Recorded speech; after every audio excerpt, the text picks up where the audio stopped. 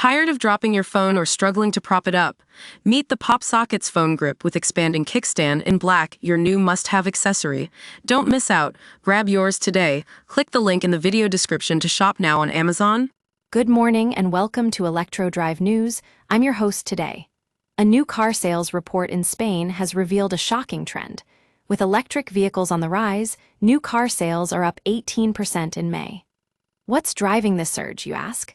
Well, let me tell you, it's not just about eco-friendliness. It's also about practicality and replacing those pesky flood-damage vehicles that manufacturers have to rework. As we all know, the Dana floods in Spain can wreak havoc on the automotive industry, forcing car makers to replace entire batches of cars with costly repairs. But now, it seems these flood-ravaged vehicles are being swapped out for electric alternatives, and it's proving to be a smart move. By ditching internal combustion engines for electric powertrains, manufacturers can not only reduce their environmental footprint, but also save on repair costs. According to data from the Spanish Automobile Dealers Association, over 12,000 new cars were sold in May alone, with many of these sales attributed to electric vehicles. Now, we're not talking about just any electric vehicle.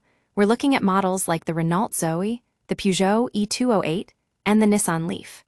These cars are becoming increasingly popular among Spanish consumers who want a reliable and efficient ride.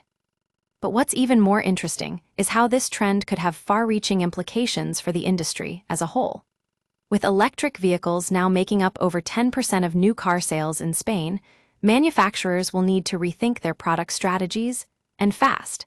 It seems we're on the cusp of a revolution in the automotive sector, one that's driven by consumer demand and government policies. At Electrodrive News, we'll be keeping a close eye on this developing story as it unfolds. Stay tuned for more updates and analysis on the electric vehicle market.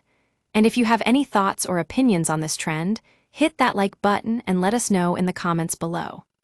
That's all for now from Electrodrive News. We'll see you in the next video.